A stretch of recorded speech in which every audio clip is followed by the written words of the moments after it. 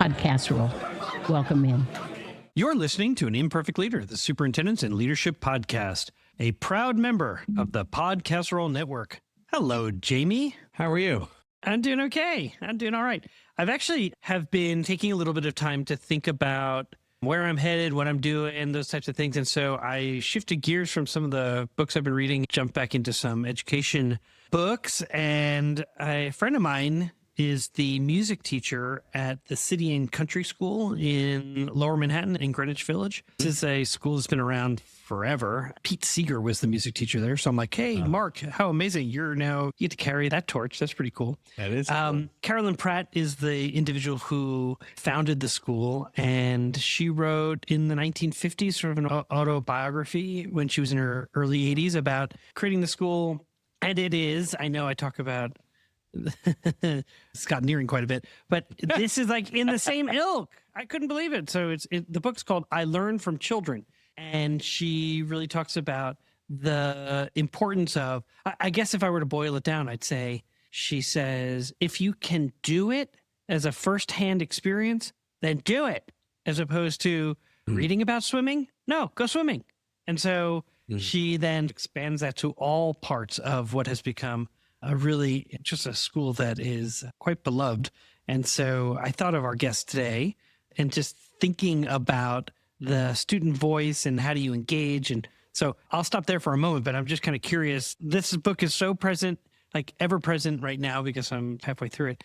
And it couldn't have come at a better time because of our guest today. Well, I was going to say, it sounds like it's confirmation bias for Peter Siebelman's choice to go be a leader in an international school in Columbia. Well, okay, that too. But since today is about Patrick Green, our guest, and he's like talking about so there was another sort of thought I had, which is the Kauffman Foundation, big foundation in the U.S., and they have been doing a ton of funding of portrait of a graduate work. And so they talk about the value of real world learning, which is what I think Carolyn Pratt at the City and Country School would be talking about, real world learning. And then they get into sort of the jargon that she would reject about thinking about the kind of things that and skills that kids should learn and calling them market value assets. But Patrick Green talked about, hey, let's move away from over prioritizing like compliance and let's like think about the graduate learning how to self-manage and then thinking about from there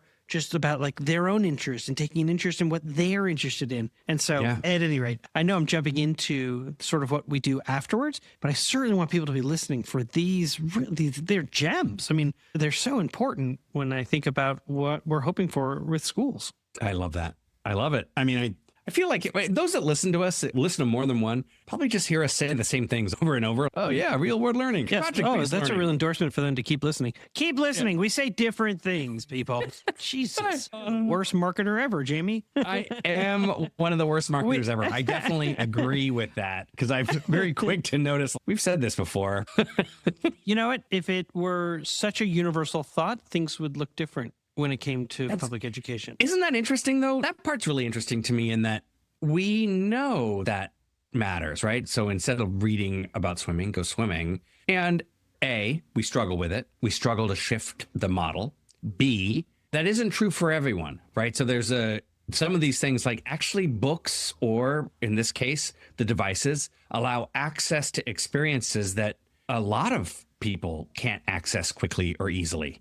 And there is a benefit, and this is what I think I liked about Patrick and him framing it, that this is especially coming from a parent who, when I am scrolling on Instagram, I told this to Dee Dee recently, I'm like, this is always what gets me off of Instagram. I come back to Instagram, and I like this or I like that, but then I get flooded with, here's how you're destroying your children with screen time.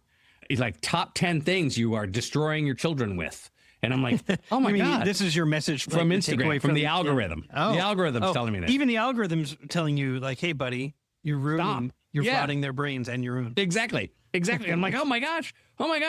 And I go into panic mode. And what I liked about Patrick is that he's not talking about eliminating. He's talking about having some conversations about understanding what the actual impact is and making some choices. Yeah. And so I felt felt as a parent, I felt seen. You felt so seen, validated. Yeah, Yeah, validated that so I'm not trying to it's eliminate it, and I'm not trying to, because it's not going to go away. It's going to be a part of my kid's life. It's part of, yes, he's playing Minecraft, probably right now. Yeah. So how do you find we talk about Minecraft in I the know. conversation. So check that out, everybody. What I would say is as we go into the conversation is AASA is happening next week, and how appropriate that this is the conversation we're having, because I actually am giving a talk around and joining two superintendents from Stonington, Connecticut. We're talking about what the research says. We're talking about the actual work that they're doing in their school district. And so I also felt seen in terms of the work that we do. And just as an aside, Yonder has always been a supporter of our podcast. I get to serve as an advisor to them. And I think they would feel pretty affirmed. And because he talks about the value of the more face-to-face interactions. Like he actually says, when we are not distracted by our phones, we actually get more face-to-face interactions, and we get people to know each other's names and feel like they belong. And I was like, yep, there it is. I love it.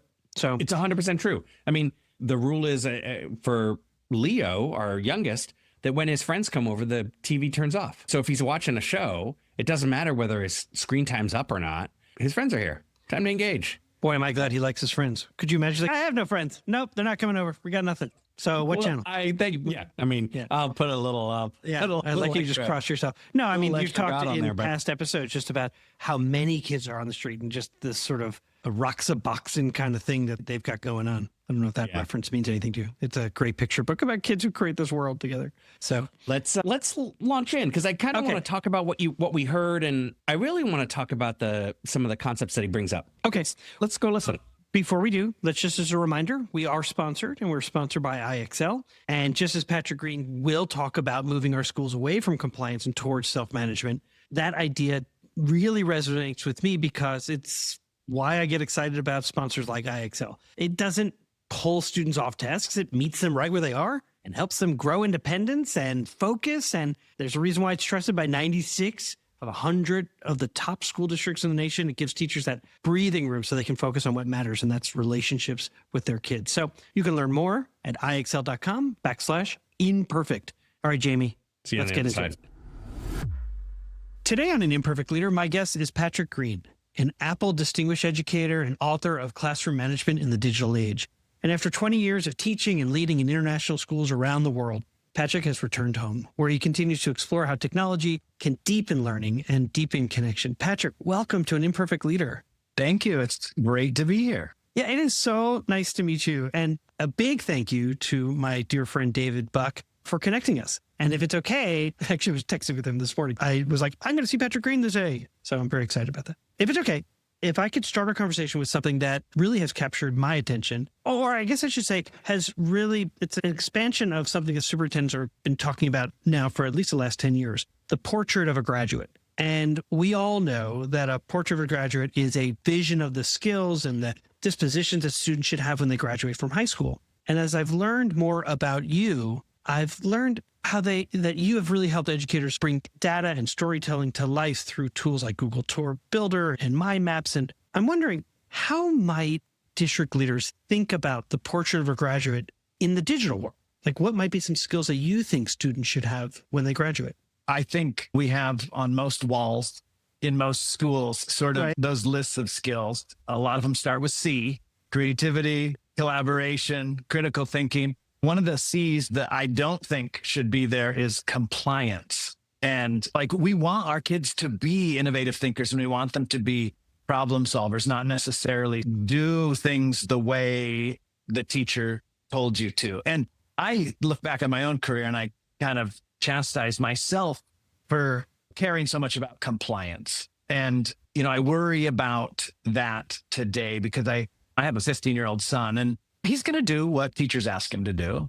But I also want him to be innovating and thinking up new problems and solutions to those problems. In my work with schools now, though, I do get a chance. So I talk with middle school students and high school students about digital wellness and how these devices, phones, laptops are impacting our lives. And so one of the things that I really emphasize with them is just how important the skill of self-management is. And you can pull some different visuals off the internet from different sort of future forecasting, World Economic Forum sort of things where they're going to say, hey, in the future, self-management's really going to be key. The future is now. And these devices, while amazing, and they can allow us to communicate and collaborate and be creative, they also can be distracting. And so I really think that self-management is that ability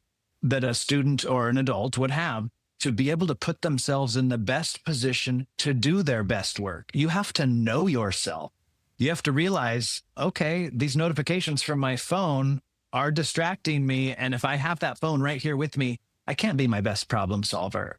I even think about how little today we spend sort of time with our own thoughts. And people talk about how in the shower is sometimes where their best ideas are. And I think that's because we're alone with our own thoughts. So rarely anymore, the shower is one of those places where we're not listening to a podcast or scrolling social media, or like even now in waiting in line or waiting at the doctor's office. Anytime you're waiting, you're not waiting. You're consuming some other people's information. And I think it's when we actually parents will often say, kids today need to be able to look out the window and just be bored. And actually, it's not boredom that we value. This question was about skills. And I wouldn't say kids need to be able to be bored, but they do need to practice being alone with their own thoughts. Yeah. So if we had to use the letter C, I'd say, so maybe care, self-care, self-management. Okay. We'll replace compliance with, they need to understand and to be quiet with their own thoughts. And there actually is some research out there right now about the importance and the value of being bored. That's okay. Yeah. Not as something to get away from, something to embrace and to try to be a part of one's life in terms of that balance. Our guest today is Patrick Green, an educator, an international education technology coordinator, a speaker, an author. And in the leadership model that I use to advise others, there's a dimension called nested patterns. And inside that dimension, there are two terms: curiosity and creativity. So two more C's. You used creativity before too. We'll just keep running with it. Patrick, you've spent years helping schools and families really thrive in the digital world. Before we started to hit record, you were telling me about your time just recently in Taiwan and in Japan and all the work that you're doing with families. You've really helped them find ways to address digital wellness and approach problems and projects leveraging both curiosity and creativity. So as both an ed tech leader and as a parent of a 15-year-old, you understand how complicated conversations are about phone policies, for example, how they can be.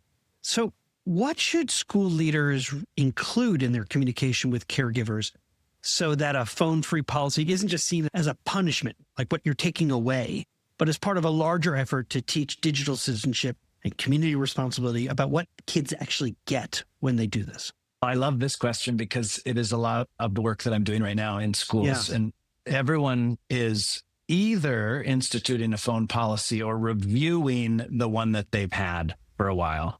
And I do think elementary schools, middle schools have always done a little bit better of a job with this, but high schools, and many high schools maybe, have let it get to a point where they realize they need to fix something or make a change. And I think what I would say to school leaders is you need to first know your why and then communicate it really well. Because I think we're throwing around terms like, oh, it's for the mental health. Okay, mental health actually has many things impacting it. And if we think we're going to just create a phone ban and think, oh, it's solved, now mental health is fixed, that's not the right message. So when I'm working with schools, I'm helping people to come up with what is it we're really talking about? Because if you ask a teacher, like, how's the phone ban going? They're going to be, oh, it's great. Kids are totally listening to me again. So is it that kids are listening? Is that why? So I would say it's actually mainly around distraction. We want our young people to be able to focus. And distraction is one way of talking about it. Focus would be the flip side of that. Yes. Johan Hari's work around focus, I'm sure you're familiar with. Yeah. And I heard him speak last year, and it was just a revelation to that point that you're just making about, is it about engagement? Well, do we have a shared image of what we mean by engagement anyway? Because they'll say engagement might be that kids are listening to me now, or I'm not in a tug of war about put away your phone, I'm not on my phone kind of thing. Okay. So what is it that you're really looking for in the why? I love this. So please keep going. Sorry to interrupt. Yeah. So if distraction or focus is our key, then what would we see differently? So I think schools are here to educate. And so we would say we want students to be focused on their academics. We don't want them being distracted from being the student that they could be. Yes, that's true. Schools are also really focused on belonging and making sure, connection. right? Yes. So that's another metric for this. It's actually still distraction. If every kid has a phone in front of their face, nobody is going to approach that kid because that kid already looks engaged with someone else. If we can remove those phones, now everyone looks more available to become my friend. And simultaneously, right, it works for the other person as well. And so when we are not distracted by our phones, we actually get more face-to-face interactions and we get people to know each other's names and feel like they belong as part of a community. So I would say it's academics and belonging would be two of the main pillars. A school might have some other things, and I think that's important to figure out what those things are and then be able to communicate, this is our why. One of the main reasons is because students aren't going to buy into a big like mental health argument. They might buy into the fact that it feels good to not be distracted so much. And actually they're doing a little better in their schoolwork.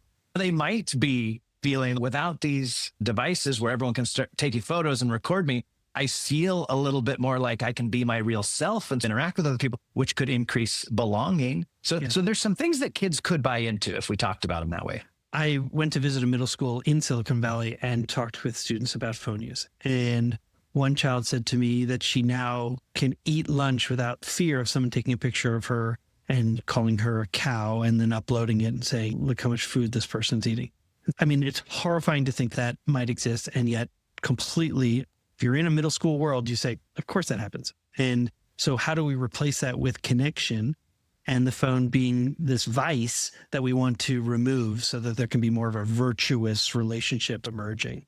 Yeah. And then I think too, when we communicate that way, it actually can be informative for how we want our classrooms to look as well. Yeah. If you take the phones away and now you're like, oh, this is amazing. Kids just listen to me talk the entire period. Is that really what we want in classrooms? No. We want kids getting to interact face to face as well. Exactly. Right? Goes back to your indictment of compliance. Oh, so you just wanted a more compliant classroom? No, we want a curious and creative classroom where kids engage with each other and debate. And maybe there's tension, and yet we can work through that based on the fact that they can actually, like, they're off their phone and they're not, forced with the impulse of a not fully developed prefrontal cortex that has them then like posting something that they immediately regret.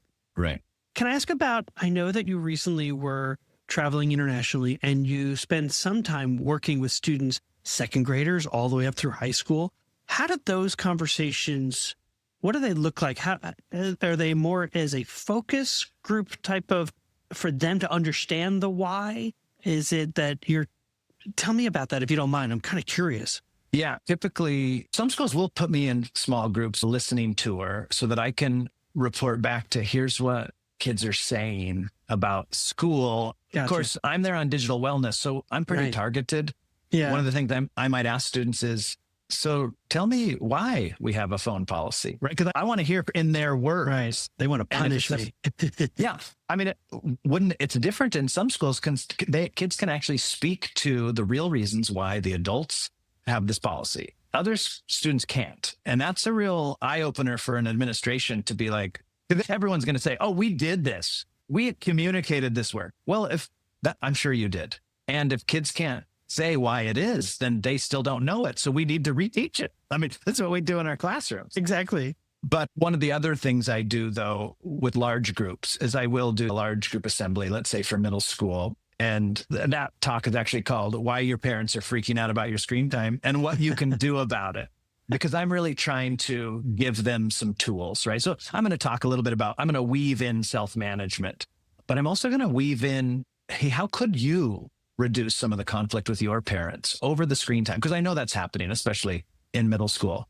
I think there's a little less conflict actually in high school from the students I talk to. And part of that is parents are starting to let go a little more and maybe sometimes even give up on trying to control so much. But I really talk with students about how your parents want the best for you. And and they have some worries and concerns. And what if you actually demonstrated to them your digital skills and your digital citizenship and how you're protecting yourself and how you're taking care of your friends online and how you're being a good teammate, and just trying to kind of give them a little bit of a toolkit to be able to communicate with adults. Yeah, no, that makes a ton of sense. I'd like to ask you a question I ask every guest who comes on the podcast. How does the term an imperfect leader resonate with you? I would say guilty. That's how it resonates with me. So what I'm thinking right now about as a leader in my own family, right? Because a lot of the work that I'm doing in schools is parent focused. About 50% of the work in any school that brings me in, I'm going to engage the parent community around setting up structures and boundaries for their young people. But when I think of myself as a dad, I don't always make the right call. And one of the ways I feel like this helps me to understand being a leader in schools is these young people today, we worry about how much they're on social media, and we worry about the messages that they receive on social media. We all need to get our heads around. One of the main messages they get is that everybody's perfect. And then that is the goal. No one is posting a photo of their bad breakfast. They're posting a beautiful image of this breakfast. No one is posting a photo of, oh, I'm still at home on spring break, bored. They're posting, I'm on a yacht, I'm on a beach. And then, of course, young people are posting a lot of beautiful photos of themselves. And that's what the celebrities are doing as well. And so no one's posting, I've got a pimple on my nose today, I've got a bad hair day. And young people can end up with a feeling of, I'm not good enough, I don't measure up, everyone else is happier, everyone else is wealthier, everyone else is more beautiful. And so we really have a job these days in pulling back the curtain on that and helping young people to understand nobody's perfect and people have rough days. And I think about that in my own family. Like, I want my son to know, like, I don't make all the right decisions. And I want to talk about it. I want to hear from him how some of the rules and boundaries that I'm putting in place he's struggling with. It doesn't mean I might change him, I might not, but we've got to be able to have a dialogue. And today, everything's so polarized. You don't ever get to disagree. I want my son to know, actually, disagreement is good. It helps me to understand. Maybe it strengthens my argument and my resolve, or maybe it weakens it. And there's nothing wrong with changing your mind. That's learning. Hey, district leaders, I know you already know this. In schools worldwide, cell phones are posing real challenges on student engagement and mental well-being, and I want you to meet Yonder, a proud sponsor of An Imperfect Leader. And let me share this story from a visit I made to some schools in Silicon Valley. I asked some kids what they liked about Yonder, and after some funny looks, they shared that actually, with Yonder, teachers don't have to battle with them over phones anymore. In fact, one kid said to me he didn't have to worry anymore about his parents texting him in class. And the kid next to him sort of shoved him and goes, texting? My mom used to FaceTime me in class. I want to introduce you to a support system that increases teaching and learning. I want you to discover why 1 million students choose Yonder daily. Minimize distractions, maximize learning potential. To learn more, go to overyonder.com. YONDR. So I want to talk a minute about the Mosaic Project. It is one of our favorite organizations and has over 25 years of experience empowering students to really celebrate differences, communicate assertively, and resolve conflict peacefully at their outdoor school. I happen to have experience being part of the Mosaic Project, and so I can absolutely tell you it's an amazing organization. Their innovative SEL curriculum is now available to our Imperfect Leader audience. And so you can get a 10% discount through their new documentary film-based Mosaic Classroom Project. So just let the people know during your onboarding process to receive that 10% discount is to just mention An Imperfect Leader. Learn more about the Mosaic Project at mosaicproject.org. This is Greg Meyer, Jamie's partner at APC Leadership Collaborative. Superintendents know that school principals are the single biggest lever that any school district has for improving student joy and success. Unfortunately, there's very little professional development for the specific things that a principal has to do to improve their school. At APC Leadership Collaborative, we specialize in coaching principals to take on audacious goals, build their leadership skills, and make big improvements in their school. If that inspires you, let's connect and talk about how we can collaborate. Find APC Leadership Collaborative online at apccolab.com. When leaders think in systems, they think differently. They see the big picture, making decisions that create coherence and strengthen communication across their teams. They build adaptability, flexibility, and engagement. Every day, school leaders face complex challenges, from student engagement to staff alignment. What if your team could see those challenges as part of a bigger picture? That's what happens when you think in systems. It's how leaders turn complexity into connection and challenges into opportunities for growth. At the Waters Center for Systems Thinking, we help educators and organizations build this capacity, developing the habits and tools that turn vision into action. Think differently, think in systems. Sign up for our webinars, free resources, or a consultation by visiting our website, which you can find in the show notes. We're back for segment 2 of An Imperfect Leader called Imperfect Leadership in After Action. My guest today is Patrick Green, an educator, an international education technology coordinator, speaker, and author. And in this segment, we ask our guests to deconstruct a decision that they made and then what they learned from it. So let's discuss that. Patrick, what happened? So we were launching a laptop program in a middle school. And as part of this, we built a new sort of technology help center, we called it. And it was beautiful. It looked like an Apple store. It had a counter. And part of the vision at the time was we want a place where kids can come and kind of not be told what to do, to have some autonomy, to be able to make some choices, come in, sit down, use your devices however you want, get some charging power if you need it. And so I don't know, maybe it was 3 weeks into the school year, and this was a school-owned device program where we'd handed out laptops to every kid. And so I see these 3 boys sitting up at the sort of the Apple bar, and I could see a game. I didn't know what game it was, but I knew enough to know it was a game. And they were all playing on the same game, and there was a lot of chatter. This was after school, by the way. And I have to tell you, I was like, oh, this is exactly what we wanted. Like they made a choice here. They're not doing something adults told them to do. This is some autonomy and action. I felt really good about it. I walked up behind them and I said, what are you guys doing? And they jumped out of their chairs. They slammed their laptops shut. They tucked them under their arm and they made a run for it. And I was like, boys, come back, sit down. That's my bad.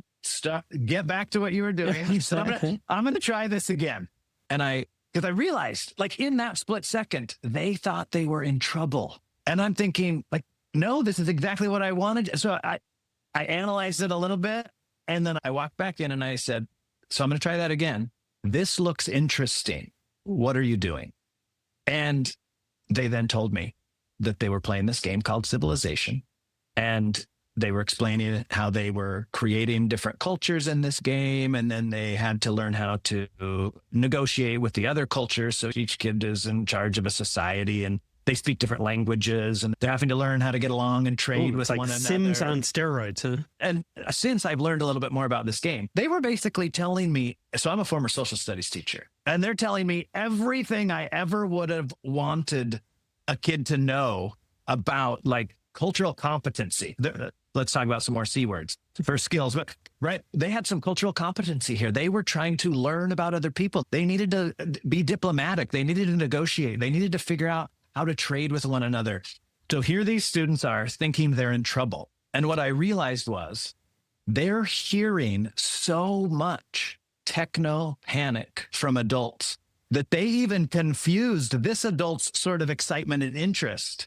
And so what I realized is young people are like, their feeds are like our feeds on social media and the headlines and all the newspapers. Technology is destroying a generation. Social media is destroying a generation. The messages that we were giving to kids, even though we were handing them laptops and saying how powerful they are for creativity and productivity. Right. To leverage your curiosity and your creativity by using these devices to do exceptional things. And no longer do you have to focus on the sage on the stage. You can do incredible things and have your teacher be the facilitator and to follow your interests, all those kind of things that I truly believe we want. Our behavior, our actions sometimes reflect what they heard. What are you doing? Yes. which was not Right. your intent.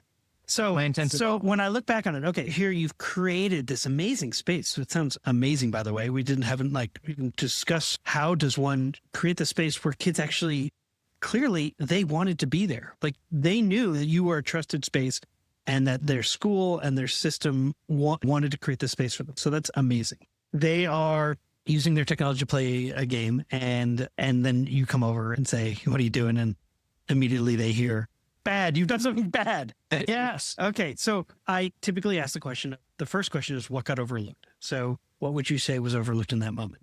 I think overall our school's communication on technology in general, gaming specifically, perhaps. I felt like we were maybe marginalizing a group of students because we believe in physical activity. So we celebrate the athletes. We believe in being an artist and a dancer. So we celebrate those things.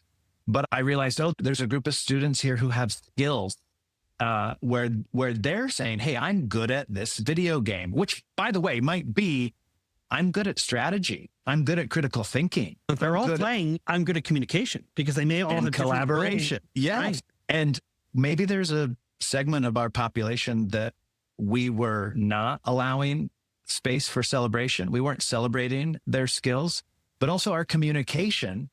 Are kids hearing what we're saying about their futures, about the skills they need, about how those skills can show up in different places?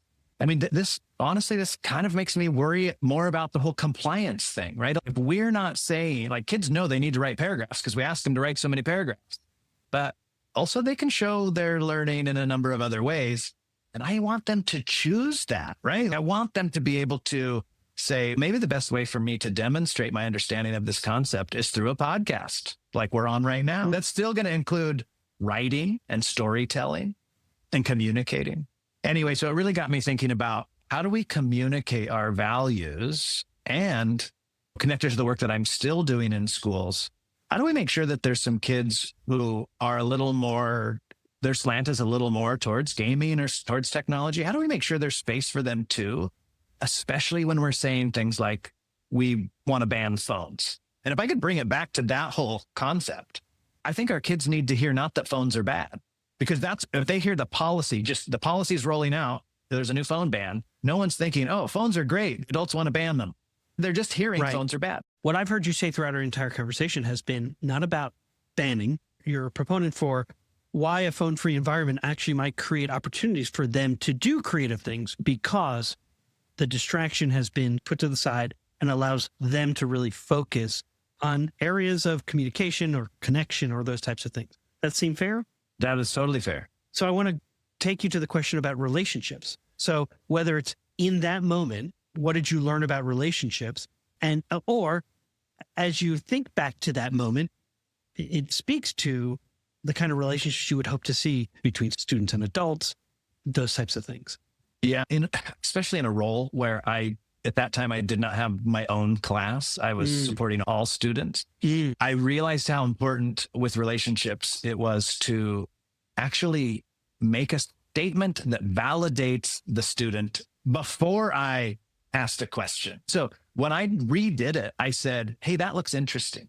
And on a broader sense, I do feel like young people don't have a lot of adults saying, hey, your world is interesting. We're kind of telling them, put down your world. Put your world away for 8 hours. Let me tell you about the world I understand. And it would be better if you lived in that world too. Yeah.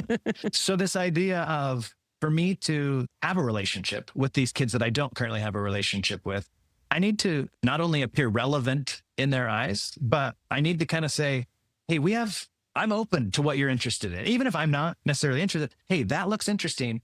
I like that young people have an interest. I actually love that young people were making choices with their time. But of course, that's difficult to communicate. But anyway, I felt like I've got to complement these young people's world. I go back to, I see signs in classrooms like no bottle flipping, no fidget spinners. This is starting to date me. And now it's no phones. Or it's no Pokemon Go 5 years ago. It was no Fortnite 4 years ago. Stop talking about Fortnite.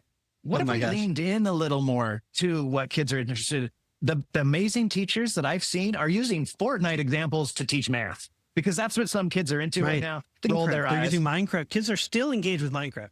And so think about your social studies teachers who are allowing kids to build entire worlds on Minecraft. And then as long as it is connected to the work that they're doing within that unit, it's amazing to me. It is amazing. It is amazing. I actually have Emilio. I remember the kid's name. Emilio was the first student I remember using Minecraft to demonstrate his knowledge. Emilio, if you're out there, Mr. Green says hi.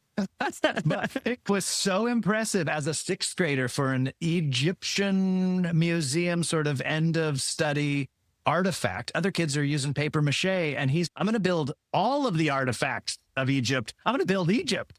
And he built it in Minecraft. He could tell you why it wasn't to scale because of the math. So he'd figure out how to do it in scale and then realize he couldn't do it. It was like, oh my gosh, his learning was off the charts. Yeah. His peers wanted some zombies walking through. That's creative mode, man. There are no zombies in creative mode. In the end, what would you say was something that was good that came out of that experience? It helped me to realize we had some work to do on communication. And how does it inform your subsequent conversation with kids, the advice that you give schools, the parent communication workshops that you do all over the world? I mean, it seems like when I ask someone to kind of think through a situation where they learn something, it usually goes back to one that they think about a lot. And so this may be one of those sort of situations like in that moment. And yet now what it has done for me as I think about how I help others is, so I guess, what would you say was something that you learned? Yeah, I think the big thing is, what are we saying and what are kids hearing? And do those match up? Because we can say we communicated this, but if they're not hearing that, their perception is their reality. And so we've got to keep asking kids, what are you hearing with what we're saying with these things, and make sure those match up. And I would say that's a lot of the work that I do. I'm trying to get parents to have empathy for their teens so that they can actually speak in a language where kids can hear what they're trying to say.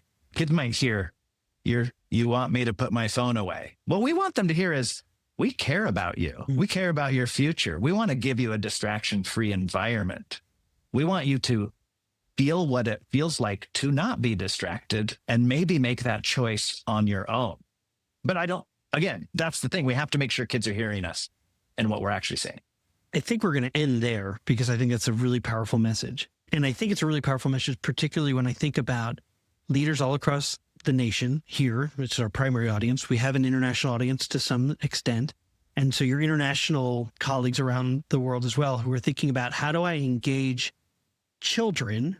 How do I engage communities? How do I engage an entire system to really be thinking about what you're speaking about? I think is a human-centered approach, allowing children the opportunity to really understand the why, making sure that school districts and school superintendents are defining that why with their community, not for their community, essentially. Our guest today was Patrick Green, an educator, international education technology coordinator, a speaker, international speaker, an author. And you had said something also earlier about I asked you about being an imperfect leader. And so many of us remember leading through the pandemic and how social media and their phones and their devices were really the only window to the world, and how we know after the pandemic, anxiety and depression really did increase because students and children had felt like they were just fed this perfect and idealized world that everybody else was having, but not them. And so your work is so important. I'm so grateful that you gave us time to be on this podcast today. Thank you. It was a really fun conversation. Thanks so much. One last thing, and I appreciate the thank yous. How can people find you if they'd like to talk to you a little bit more? Your website? Yeah, so my website is winningscreentime.com. And that name comes from the fact that most of the articles and headlines out there are people complaining about losing screen time battles. So there are plenty of people who are winning and having great conversations with young people about how to live in a better balance with devices. And so winningscreentime.com is my website, and I am Patrick at winningscreentime.com if you're looking to email me. Thanks so much. Thank you. All right, so we're back. I honestly, you know what I want to start with? If you don't mind. I don't mind. It's overly simplistic, and he indicates that it's not really about boredom, but kids being left to their thoughts with it. When we take away the distraction, what came to my mind was the concept of mindfulness, that there are less moments of downtime or pause where your mind wanders. And I'm apologize for the bias that goes with my generation, in that when we would ride the bus, you would just ride the bus. He right? stared out And the if you window. were- yeah, and your mind would wander. Okay, not to get too graphic, but when you'd go to the bathroom, you just go to the Well, bathroom. he references the only time you have it now is in the shower. It's like the only quiet time where nobody's there. Exactly. Yeah. Exactly. And so I really resonated with that, because I think that matters a lot. It's where your brain is left to explore and go on and go wherever it goes. And even I thought it was ironic that we were talking about this as I listened to a podcast about that. Totally. Yeah, okay. I probably shouldn't be listening to this podcast. I probably should stop and Just embrace the quiet. Yeah. I'll tell you, one of the things that he talked about that I thought, and this I think goes with this idea of embrace. I think it goes with it. I mean, my big takeaway as we were coming back in was, particularly from a superintendent, is like anytime you're going to push or advocate for a policy change, to be really clear on why you're doing it. And so in his case, he's talking about the why on technology policies. And you could say it's for academics and belonging, and that's fine. But he's talking about embracing, like you get really creative thoughts and you get clarity when you are in that sort of flow state, or sometimes like that being bored serves as an entry point to having those deeper thoughts. And so I just thought I really appreciated that, because I advise superintendents, and sometimes we talk about what they're trying to get or what they're trying to do, and we have to back up and say, okay, but what's the why in all this? And sometimes it reveals that something's been bothering me. Like this group's been bugging me and they're distracting, so we're going to make this policy or rule. And if we think about the unintended consequence of any decision, it sometimes will reveal whether or not we're hoping to get whatever it is what we were hoping to get. Is that really going to, if you're going to get there? I don't know. That was one piece, but certainly I imagine you felt similarly. The after action review and relationships with kids. I mean, to me, that was that was the best. I mean, to your point about the communication part, what that brought up for me was the number of times I've been in systems, and this is now historical, and but that just banned things quickly, right? So students are doing this, whatever this is. In this case, let's say hats and hood. I remember being the hoodie ban. Oh, they're still doing hoodie bans. Yeah. Right? It was just a ban instantaneously without actually having a clear conversation or asking students any experience as to what it is why this? What's that about for you? Yes. And it makes me think of the adult gap, right? That we're, even in this conversation, my brain can only make meaning of what I already know. And so when I don't understand something, my brain makes meaning. And usually if it's missing information, it'll go negative. And just like that, I have some power. It makes me realize that listening to students to understand what their experience is like, to his after action review, even the way he framed his interest, came off as stop it. So right. I mean, I know everyone has just listened to it. This whole idea though of asking kids like, hey, what are you guys doing? And they're all like, whoa, they run. And so his takeaway is, holy crap. What we've been saying to kids is we're revealing our own techno panic, right? And so they get techno panicked, right? Because they think that we're going to judge and ban, and they want to be a part of that. Correct. Don't take away the thing that I'm actually connecting, finding interest in this case, strategic thinking. They were playing Civilization, which I thought I'm like, Peter needs to play Civilization. He's never played Civilization. No, I know. He was very polite. I'm like, is it like Sims on Stars? Like, whatever. No, I know. He's very polite. But I do think I loved the reflection that he had around it. He's like, oh my goodness, what a mistake. And look at the gap here in terms of understanding the why behind some of the decisions that we make, and not having those conversations with kids. This is the whole point of student engagement and student leadership, that students taking leads around these things is what will transform culture. Yep. The ban won't. He had two quotes that really stuck out to me. One was, what are we saying and what are kids hearing? And do they match up? Yes. And then the other was, I realized how important with relationships it was to actually make a statement that validates the student, before I asked a question. And in fact, there's a third that came up that is even better. He says they were telling me everything I ever would have wanted a kid to know about, like cultural competency. In terms of civilization, they needed to be diplomatic. They needed to negotiate. I was like, oh man, I wrote those 3 quotes down and was just like, this is all gold.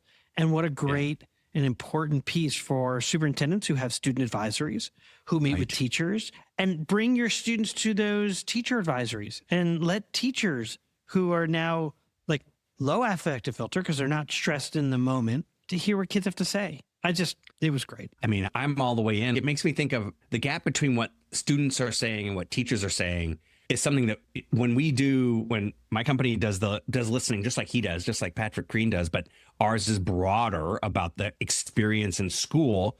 One of my favorites is when teachers say, oh, we love this new math program. It's amazing. It's so great. We're so excited for how it's working with students. And students universally, I hate it. It's terrible. It's terrible. I feel like they're not listening to us at all. We're all failing. And I'm like, look at this, so wide. And it's just a pure misunderstanding, a pure miss with the two experiences right then and there. And I love it when adults are like, I didn't realize. Yeah, not surprising. We don't realize all the time. It's very difficult. Yeah, I loved it. I really loved his reflections around it. And I feel like I'm slowly trying to build my own discipline around leaning into thoughtfulness, leaning into mindfulness, turning the devices off and going analog. I even saw a piece about people building analog rooms these days where the room itself has no Wi-Fi. It has vinyl in it, or it's just books and couches in it. I'm very attracted to this idea. I do think that what you're saying is actually a conversation that superintendents are beginning to have. I'm curious about what their associations are saying, what guidance they might be getting, because I think phones really reveal to them that when they become a phone-free school, that kids are connecting to each other and they're connecting to their learning.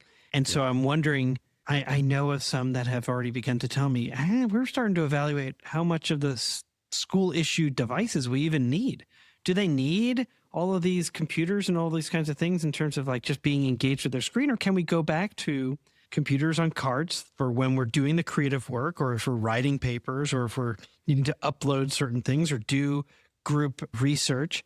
But maybe we don't need all of these other things if we really want to have purposeful and meaningful conversation and dialogue that really encourages them to be the kind of creative thinkers. And I do think the introduction of AI and their worry, not in terms of students cheating, but students becoming so overly reliant on a large language model giving them information that perhaps they want to pull back and push forward the tactile, the holding the book to do the research, to write the notes, to have those conversations with each other. So I'll be curious over the next year to see where this starts to go, because I think a year and a half ago, going phone free bell to bell was seen as a third rail career killer. And so now I'm wondering, will they make a similar decision with the rest of the devices that are out there?